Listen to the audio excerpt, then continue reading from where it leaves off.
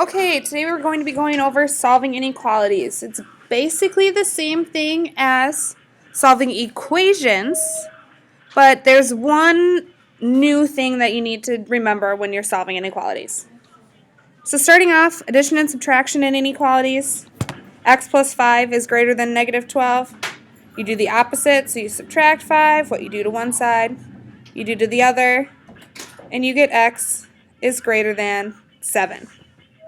Same thing over here, m minus 3 is less than or equal to 15. Add 3, what you do to one side, you do to the other.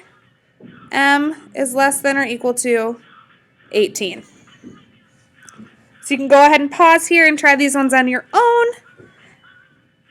And I will solve here. Y plus 10 is less than 3. You got to get rid of your constant, so you subtract 10. What you do to one side, you do to the other.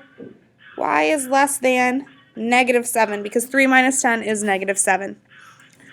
And over here, get rid of your constant, so we're going to subtract 7. What you do to one side, do to the other. X is greater than or equal to 3. You really just got to remember those bringing down your symbol. So bring everything down. Now we've got solve 3 is less than or equal to b minus 1 1/3, and then graph the solution on the number line. So we need to get b all alone. So we have 3 is less than or equal to b minus 1 1/3, so we have to get rid of the constant. So we're going to add 1 1/3. What you do to one side, you do to the other.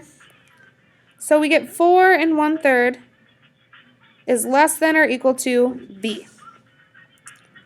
So on our number line here, our number is 4 1/3.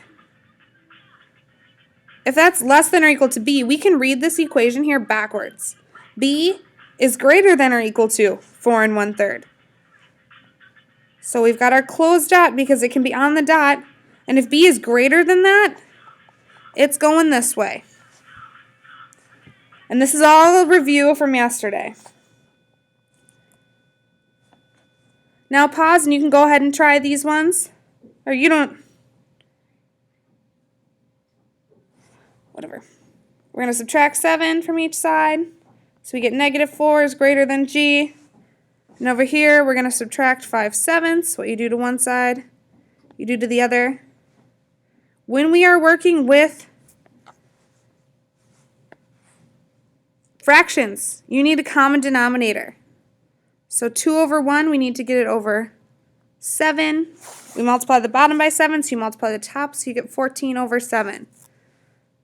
14 over 7 minus 5 over 7 will get us 9 over 7, which is also the same thing as b being greater than 1 2/7.